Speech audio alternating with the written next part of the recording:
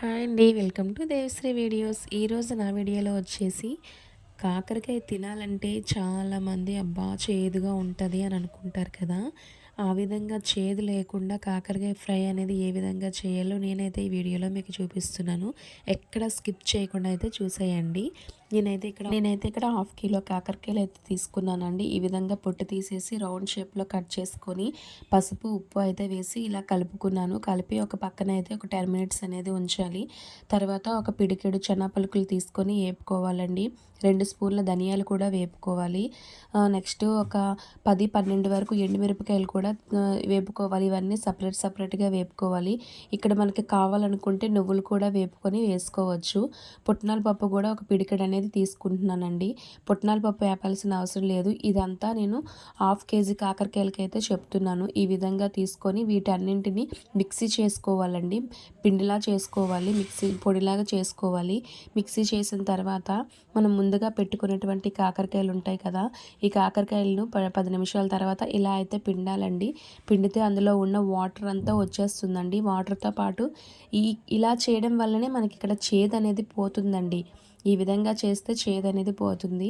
ఇవి ఇలా గట్టిగా పిండేసిన తర్వాత పొయ్యి మీద కళాయి పెట్టుకొని కళాయిలో కొంచెం ఆయిల్ వేసి ఆయిల్లో ఈ ముక్కలను అయితే వేసుకోవాలండి. వేసి మొత్తం వాటర్ అంతా ఇంకినంత వరకు బాగా కొంచెం ఫ్రై చేసుకోవాలి. వీడియోలో చూపించాను కదా, ఇలా అయినంత వరకు ఫ్రై చేసుకొని వీటిని కూడా పళ్ళెంలోకి అయితే తీసుకొని పక్కన పెట్టుకోవాలండి. పెట్టిన తర్వాత మళ్ళీ కళాయిలో కొంచెం ఆయిల్ వేసుకొని పోపు దినుసులు అయితే వేసుకోవాలండి. ఆవాలు, జీలకర్ర, శనగపప్పు, కొంచెం 2 సపరేట్గా ఇంకో 2 ఎండుమిరపకాయలు అయితే వేసుకోవాలి. వేసుకున్న తర్వాత కొంచెం కరివేపాకు అయితే వేసుకోవాలి. ఈ విధంగా వేసిన తర్వాత ఈ పోపు అనేది బాగా ఏగిన తర్వాత మనం ముందైతే ఫ్రై చేసుకున్నాం కదండి, ఆ ఫ్రై చేసుకున్నటువంటి కాకరకాయలు అయితే మళ్ళీ ఇందులో వేసుకొని మొత్తం పోపు అంతా కలిపి పెట్టుకోవాలి. అయితే ఇక్కడ ముందు మనము ఏపి పెట్టుకున్నటువంటి పల్లీలు, పుట్నాల పప్పు ఇవన్నీ ఉన్నాయి కదండి, వాటిని మనం మిక్సీ చేసుకుంటాం కదా, అందులో మనకి ఎల్లుల్లిపాయలు కూడా యాడ్ చేసుకొని మిక్సీ చేయాలి. ఎల్లుల్లిపాయలు ఉప్పు కలిపి యాడ్ చేసి మిక్సీ చేసుకోవాలండి. కానీ నేను ఇక్కడ కార్తీక మాసం అని చెప్పి ఎల్లుల్లిపాయలు అనేది స్కిప్ చేశాను. మీరు కావాలంటే వేసుకోవచ్చు. కొంచెం సాల్ట్ వేసుకోవాలి. ఎందుకంటే ఫస్ట్ మనం కాకరకాయల్లో సాల్ట్ వేసుకున్నాం కదా, మళ్ళీ ఎక్కువ వేసుకుంటే ఎక్కువ అయిపోతుంది.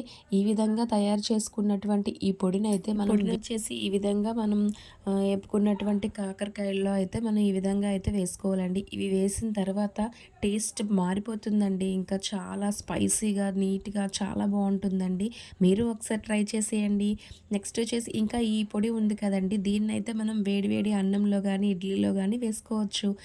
అన్నంలో మనం వేసుకోవాలనుకుంటే వేడి అన్నంలో కొంచెం నెయ్యి కానీ నూనె కానీ వేసుకొని ఈ పొడితో కలుపుకొని తింటే చాలా బాగుంటుందండి. ఎంత బాగుంటుందంటే చాలా స్పైసీగా ఉంటుంది.